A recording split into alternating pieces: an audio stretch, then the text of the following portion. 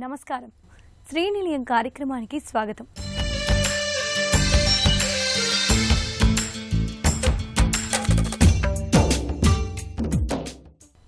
వర్షాకాలం వచ్చిందంటే చాలు పాత అపార్ట్మెంట్ కొత్త అపార్ట్మెంట్ అని తేడా లేకుండా ప్రతి ఒక్కరిని ఇంటి పైకప్పు గోడ పగుళ్ళు నీటి లీకేజ్లు గృహ యజమానులను ముప్పు తిప్పులు పెడుతున్నాయి. ఏ మాత్రం నిర్లక్ష్యం చేసినా భవన పటిష్టత ప్రశ్నార్థకంగా అవుతోంది. అందుకే భవన నిర్మాణ సమయంలో తడి ప్రదేశాల విషయంలో తగు జాగ్రత్తలు తీసుకున్నప్పుడే కలల గూడు 10 కాలాల పాటు దృఢంగా ఉంటుంది. స్నానాల గదులు, కిచెన్ సింకు నాణ్యతతో నిర్మాణం జరిగేలా చూసుకోవడం అవసరం. ఇంటిని కొనుగోలు చేసే సమయంలోనే ఈ విషయాలు గమనించాలి. భవిష్యత్తులో భవనం నీటి లీకేజీలు రాకుండా ఎటువంటి జాగ్రత్తలు తీసుకోవాలో ప్రత్యేక కథనం శ్రీనిలయంలో. పాత భవనమైనా కొత్త భవనమైనా వర్షాకాలం వచ్చిందంటే నీటి లీకేజీల సమస్య వెంటాడుతుంది. ఇంటి పైకప్పు, గోడలు, స్లాబ్కు వినియోగించే స్టీల్, ఇసుక, సిమెంట్ మిశ్రమంలో సరైన ప్రమాణాలు పాటించకపోయినా వాతావరణ మార్పుల వల్ల నీటి లీకేజీలు, చెమ్మ సమస్య ఏర్పడుతుంది. వాటర్ ప్రూఫింగ్ సక్రమంగా లేకున్నా టైల్స్ పై నిలిచిన నీటి నుంచి సన్నగా లీకేజీ ఆరంభమవుతుంది. ఇందుకు వ్యక్తిగత గృహాలు, విల్లాలు ఏవీ మినహాయింపు కాదు. భవనాల్లో నీటి లీకేజీ సమస్యకు ఎక్కడైనా అవకాశం ఉంటుంది. నిర్మాణం పూర్తయిన సంవత్సరం తర్వాత నీటి లీకేజీల సమస్య బయటికొస్తుంది. గోడలకు చెమ్మ రావడం, వెంటనే అప్రమత్తం కాకపోతే సమస్య క్రమంగా భవనమంతా వ్యాపిస్తుంది. అదే అపార్ట్మెంట్లు, బహుళ అంతస్తుల భవనాల్లో మన ఫ్లాట్ కింద ఉన్న ఫ్లాట్ వారికి సమస్యలు మొదలవుతాయి. గోడలు రంగు మారిపోవడం, పెచ్చులుగా ఊడిపోతుండటం, దుర్వాసన వంటి ఇబ్బందులు తలెత్తుతాయి. సమస్య తమ ఫ్లాట్లోనే ఉందని తొలుత అంతా భావిస్తారు. భవన నిర్మాణదారుడు సరైన వాటర్ ప్రూఫింగ్ విధానం పాటించకపోవడంతో పై ఫ్లాట్ నుంచి లీకేజీ అవుతున్నట్లు ఆలస్యంగా గ్రహిస్తారు. ఇలాంటి సమస్యను ప్లంబర్లు, నిర్మాణ మేస్త్రీలు మాత్రమే ఖచ్చితంగా గుర్తిస్తారు. సాధారణంగా అత్యధిక లీకేజీలు బాత్రూంలున్న చోటే ప్రారంభమవుతాయి. ఆ ప్రదేశాల్లో నీరు నిలవకుండా ఉండేందుకు టైల్స్ ఎగుడు దిగుడుగా లేకుండా చూసుకోవాలి. దీనికంటే ముందు నిర్మాణ దశలోనే కాంక్రీట్ లేదంటే బ్రిక్స్ తో రసాయనాలు వినియోగించి వాటర్ ప్రూఫ్ బెడ్ ఏర్పాటు చేయాలి. ఇంటి పైకప్పు నుండి కిందకు వేసే నీటి పైపులైన్ల కారణంగానూ లీకేజీ ఏర్పడుతుంది. అలాగే భవన నిర్మాణ సమయంలో లీకులు లేకుండా వాటర్ ప్రూఫింగ్ ఎలా చేస్తున్నారో తెలుసుకోవడానికి ఎటువంటి సంకోచం ఉండకూడదు. లోటుపాట్లుంటే అప్పుడే సరిచేయించుకుంటే భవిష్యత్తులో ఎలాంటి ఇబ్బందులు ఎదురుకావు. ముఖ్యంగా పాత భవనాల్లో నివసించడం ప్రమాదం కోరి తెచ్చుకున్నట్లే అవుతుంది. తరచుగా వచ్చే గోడ పగుళ్ళు, నీటి లీకేజీలు, గోడలు చెమ్మ పట్టకుండా తీసుకోవాల్సిన జాగ్రత్తలేంటో ఇప్పుడు నిపుణుల మాటలో తెలుసుకుందాం. ఎలాంటి కన్స్ట్రక్షన్ విభాగంలో అయినా కూడా అందరికీ వచ్చే మేజర్ ఛాలెంజ్ ఏంటి అని అంటే వాటర్ లీకేజ్. ఎప్పుడైనా బాగా హెవీ రెయిన్ఫాల్ పడినప్పుడు దాని ఇంపాక్ట్ లోపల ఎక్కడొస్తుంది, ఏ ఏరియాలో ఇంపాక్ట్ అవుతుంది, ఏ ఫ్లోర్లో, ఏ రూమ్లో ఇంపాక్ట్ అవుతుంది అనేది అనలైజ్ చేసుకుని దాని యొక్క తీవ్రతని మనం తెలుసుకుని దానికి తగ్గ damp proofing solution, acrylic primer పెట్టడము, అవుటర్ లేయర్ వచ్చేసి ఇప్పుడు ఈ రోజున్న మార్కెట్లో all paint companies almost have weather proof painting. అలాంటి weather proof, all weather durability, ఎక్కువ హీట్ అయినా కూడా, ఎక్కువ కోల్డ్ అయినా కూడా, డైరెక్ట్ రెయిన్ అటాక్ అయినా కూడా మూడింటిని తట్టుకునేలాగా వెదర్ ప్రూఫ్ పెయింట్ కనుక ఒక 2 కోట్స్ వేసుకున్నట్టయితే మోస్ట్ ఆఫ్ ద టైం మీరు మీ ఎక్స్టీరియర్ ఎలివేషన్స్ ఆఫ్ యువర్ బిల్డింగ్స్ని రెయిన్ ప్రూఫ్గా, లీక్ ప్రూఫ్గా చేయగలుగుతారు. కొన్ని ఎక్విప్మెంట్స్ సహాయంతో మనం ఒక బిల్డింగ్లో, అది హౌస్ కావచ్చు, బంగ్లా కావచ్చు, ఏ ఏరియాలో ఎంత లీకేజ్ ఉంది, దాని సోర్స్ ఏంటి, దాని వ్యాప్తి ఎంతలాగా ఉంది అనేది మనం ఐడెంటిఫై చేయగలుగుతున్నాం. దేని ద్వారా? Thermal imaging cameras.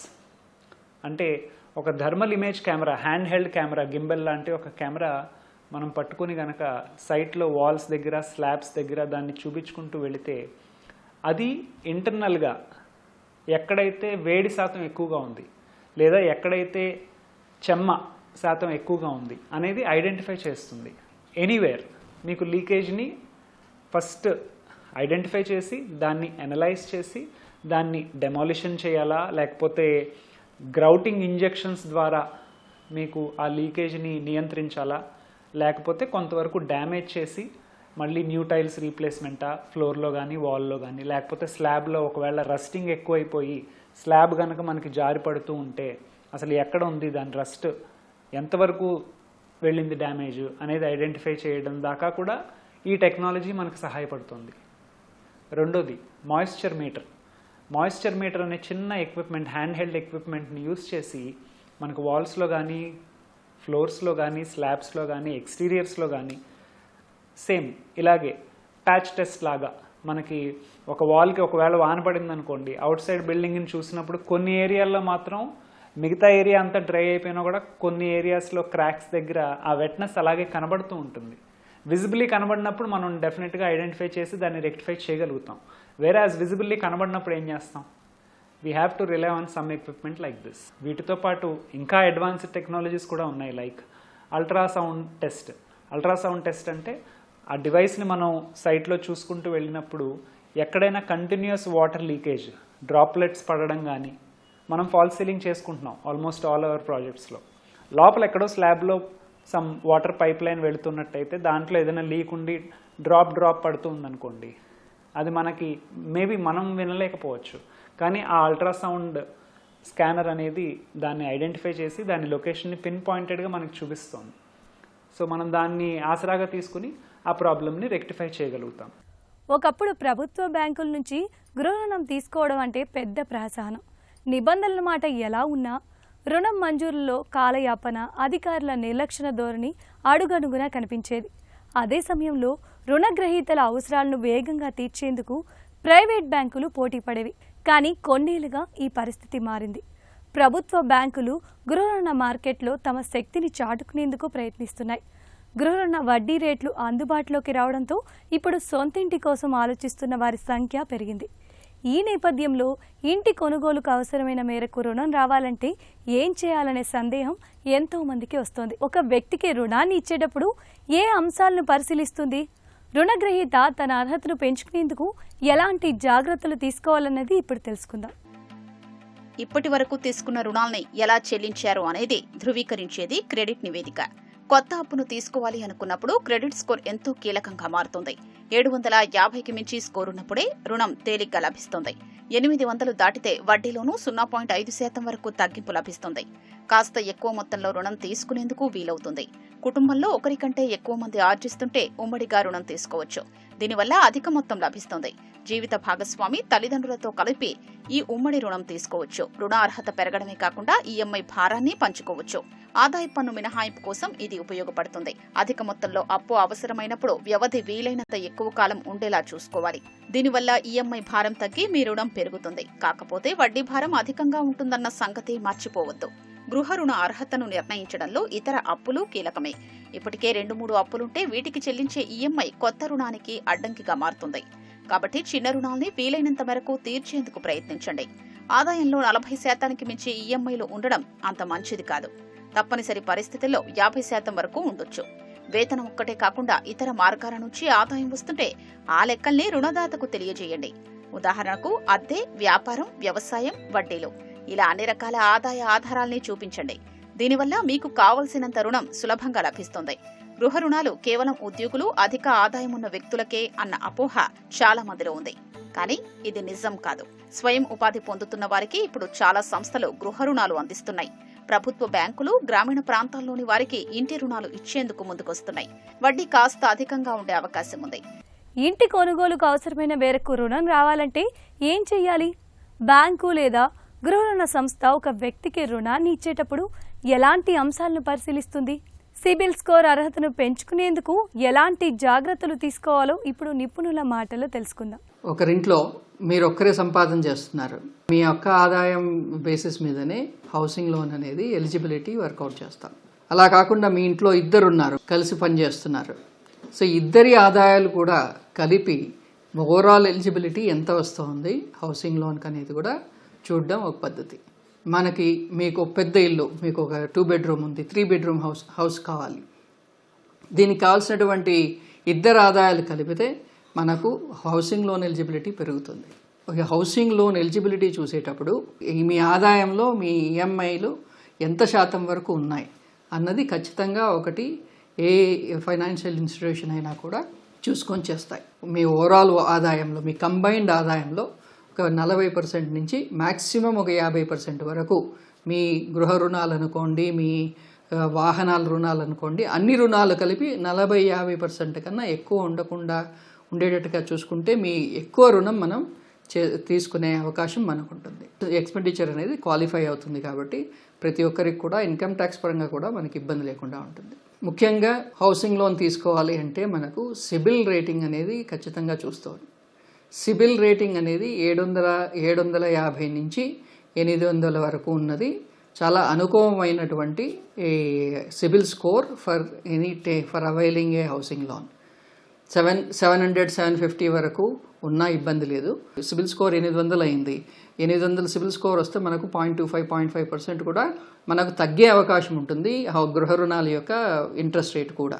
కాబట్టి ఈ సిబిల్ స్కోర్ మనం ఎలా అధికం చేసుకోవాలి అంటే మీరు మీ మొత్తం ఉన్నటువంటి లోన్ యొక్క అన్ని ఖాతాలు అన్ని లోన్లలో ఒక్కసారి మీరు లిస్ట్ డౌన్ చేసుకొని అందులో చిన్న చిన్న లోన్స్ ఏవైతే ఉన్నాయో క్రెడిట్ కార్డ్ లోన్స్ అనుకోండి, పర్సనల్ లోన్స్ అనుకోండి, ఈ చిన్న చిన్న లోన్స్ ఏవైతే ఉన్నాయో అవి చాలా కొద్దిగా ఫాస్ట్గా మీరు అవి రీపేమెంట్ చేసుకుంటూ పోతే మీకు హౌసింగ్ లోన్ అనుకోండి, మీ కార్ లోన్ అనుకోండి, ఈ పెద్ద లోన్స్ మాత్రం పెట్టుకొని చిన్న లోన్స్ మీరు రీపేమెంట్ చేసుకుంటూ పోతే మీ సిబిల్ స్కోరు పెరిగే అవకాశం ఉంటుంది. దానివల్ల మీరు పెద్ద పెద్ద లోన్స్ తీసుకునే అవకాశం కూడా ఉంటుంది.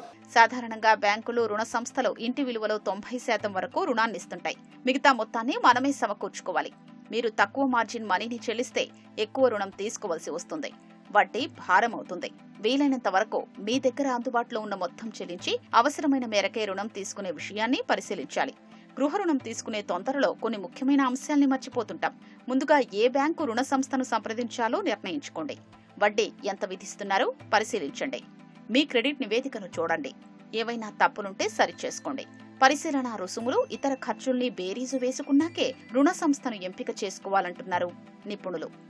ఈరోజు జాబ్లో జాయిన్ అయ్యారు, మీకు 1 లక్ష రూపాయలు వస్తూ ఉంది. 1 లక్ష రూపాయలకి మనం కనీసం అంటే ఒక 20-25 లక్షల వరకు లోన్ మనం హౌసింగ్ లోన్ తీసుకునేటువంటి అవకాశం ఉంటుంది.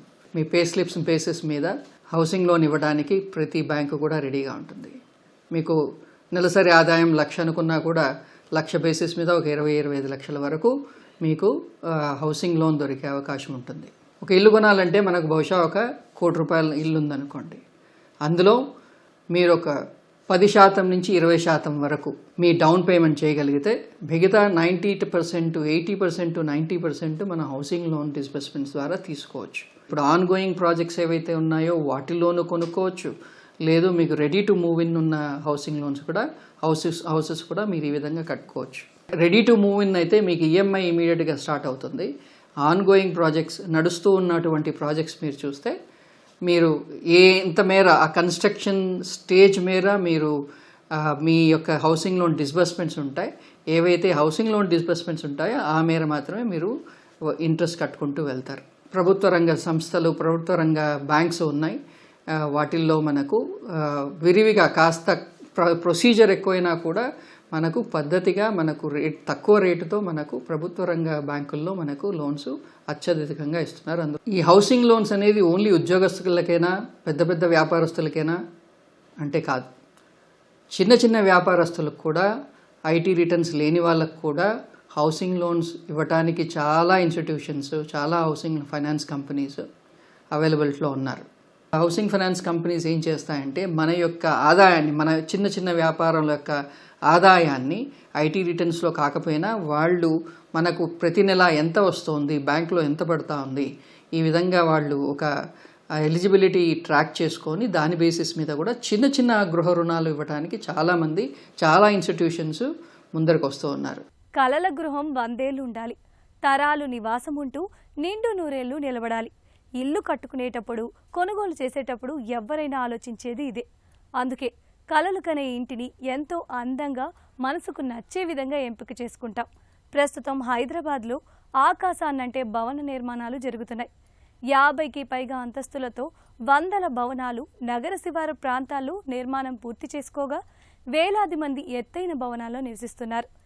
ఎత్తైన భవనాల్లో 30 అంతస్తుల్లో నివసించడానికి ఇష్టపడుతున్నారు.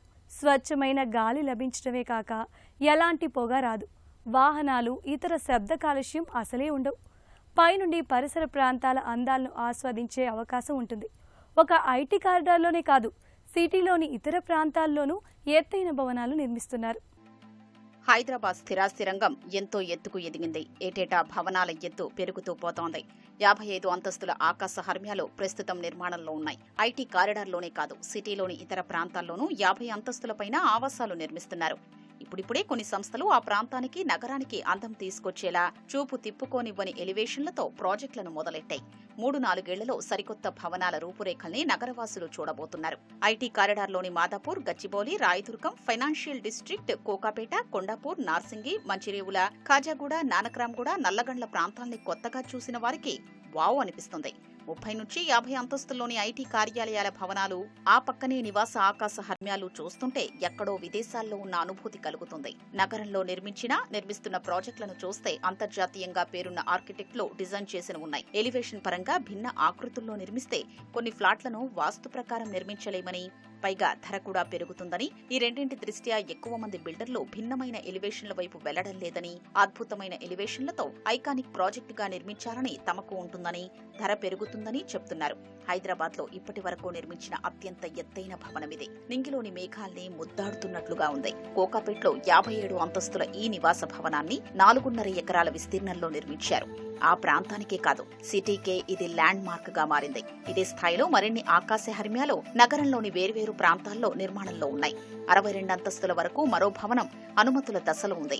వీటన్నింటితో ఆకాశ హర్మ్యాల్లో ముంబై తర్వాత హైదరాబాద్ 2వ స్థానంలో నిలిచింది. మనం చూస్తే ప్రపంచవ్యాప్తంగా హైరేజ్ టవర్స్ అంటే 50 అంతస్తులు, 60 అంతస్తులు, ఆ పైన కూడా నిర్మాణాలు జరుగుతున్నాయి. సో వెస్ట్ పార్ట్లో మనకి ఇంటర్నేషనల్ ఎంఎన్సీ కంపెనీస్ అన్ని రావడంతో lot of NRI people have move to this part of the city. అలాగే ప్రతి సంవత్సరం కూడా ఈ ఎన్ఆర్ఐ పీపుల్ అన్నది ఇక్కడికి మూవ్ అవుతున్నారు. ఎప్పుడైతే ఎన్ఆర్ఐ కల్చర్ ఇక్కడికి వచ్చిందో, సో ఈ హై రైజెస్కి డిమాండ్ పెరిగింది. ఈ హై రైజ్ కల్చర్ అవసరం కూడా పెరిగింది. వరల్డ్లో వేరియస్ ప్లేసెస్ నుంచి ఎన్ఆర్ఐస్ వచ్చి హైదరాబాద్లో సెటిల్ అవుతున్నారు. అమెరికాలో కానీ, యూరోపియన్ కంట్రీస్లో కానీ, దుబాయ్లో, సింగపూర్లో, వేరియస్ ప్లేసెస్లో వాళ్ళు ఈ ఫెసిలిటీస్ అన్ని చూశారు. ఇట్లాంటి ఫెసిలిటీస్ చూసి ఎంతోమంది ఎన్ఆర్ఐస్ వచ్చి హైదరాబాద్లో సెటిల్ అవుతారు. ఇవాళ మారుతున్న కాలానికి అనుగుణంగా వర్క్ ఫ్రమ్ హోమ్ కల్చర్ వచ్చింది. సో కోవర్కింగ్ స్పేసెస్ కానీ, బిజినెస్ లాంజెస్ కానీ, it has become a necessity. మనకి వెంటిలేషన్ కానీ, వ్యూస్ కానీ, లైఫ్ టైంలో uninterrupted views and uninterrupted ventilation మనం ఎంజాయ్ చేయొచ్చు. హైరేజ్లో ఎప్పుడైతే మనం హయ్యర్ లెవెల్స్లో ఉంటున్నామో, సో పొల్యూషన్ లెవెల్స్ కూడా they are coming down. And ఈ హోమ్స్ అన్నీ కూడా కంప్లీట్ స్మార్ట్ హోమ్స్. ఇవాళ everything is driven by artificial intelligence. మీరు ఎక్కడో కూర్చుని మీ ఇంట్లో ఉన్న electronic devices are electrical appliances అన్నిటిని కూడా కంట్రోల్ చేసే విధానం ఉంది. పార్కింగ్ ఫెసిలిటీ గురించి తీసుకుంటే ఇవాళ ప్రతి ఇంట్లోనూ కూడా ఒక కారు ఉన్న రోజు నుంచి 3 కార్లు 4 కార్లు ఉండే రోజులకు వెళ్ళాం మనం. Electric cars day by day పెరుగుతున్నాయి. సో దాన్ని దృష్టిలో పెట్టుకుని ప్రతి ఇంటికి కూడా ఒక ఈవీ ఛార్జింగ్ పాయింట్ కూడా మనం ప్రొవైడ్ చేస్తున్నాము.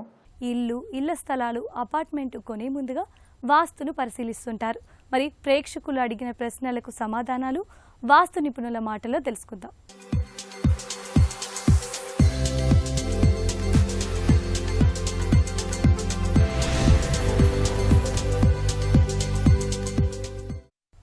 ఇంటి నిర్మాణంలో ఆయానికి ఉన్న ప్రాముఖ్యత చెప్పండి. ఈ ప్లాట్ డైమెన్షన్లో మనకి ఈ యొక్క హౌస్ అనేటువంటిది ఎంత పరిమాణంలో, ఎన్ని స్క్వేర్ యార్డ్స్లో, అంటే ఎన్ని ఏనుగు పాదాల లెక్కతో కడితే ఆ ఇంట్లో ఉండేటువంటి గృహస్థులకి ఏ విధంగా ఉంటుంది, ఏ విధంగా ఆదాయం ఉంటుంది, ఏ విధంగా వ్యయం ఉంటుంది, ఆ ఇంటి తత్వం ఏమిటి అనేటువంటిది పూర్తిగా నిర్ధారణ చేసేటువంటి విధి విధానమే ఆయం. క్షేత్ర పదాన్ని 9తో హెచ్చవేసి 8తో డివైడ్ చేస్తే వచ్చేటువంటి శేషాన్ని బట్టి ఈ యొక్క ఆయము అంటారు. అంటే ఇక్కడ మొట్టమొదటిగా క్షేత్రపదం గురించి మాట్లాడుకుందాం. ఇక్కడ క్షేత్రపదం అంటే ఏంటి? ఇది హౌస్, ఇది ప్లాట్. ఈ ప్లాటులో హౌస్ ఇంతవరకు. ఈ హౌస్ అనేటువంటిది, ఈ ప్లింత్ బీమ్ అనేటువంటిది, హౌస్కు ఉండేటువంటి ప్లింత్ బీము ఈ యొక్క స్థలాన్ని కట్ చేస్తుంది కదా. కట్ చేస్తున్నప్పుడు ఈ లోపల కొలత, ఉలి లోపల కొలత ఎన్ని స్క్వేర్ యార్డ్స్ వస్తుంది, అంటే ఎన్ని ఏనుగు పాదాలు వస్తుంది అనేటువంటిది ఇక్కడ ముఖ్యంగా మనం తీసుకోవాలి.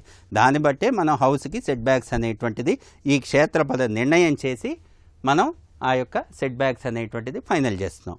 ఇది ఎన్ని ఏనుగు పాదాల లెక్క వచ్చిందో దాన్ని క్షేత్రపదము అంటారు. ఈ క్షేత్రపదము అనేటువంటిది మనం ఇక్కడ తీసుకొని క్షేత్రపదాన్ని 9తో హెచ్చవేసి 8తో డివైడ్ చేయాలి.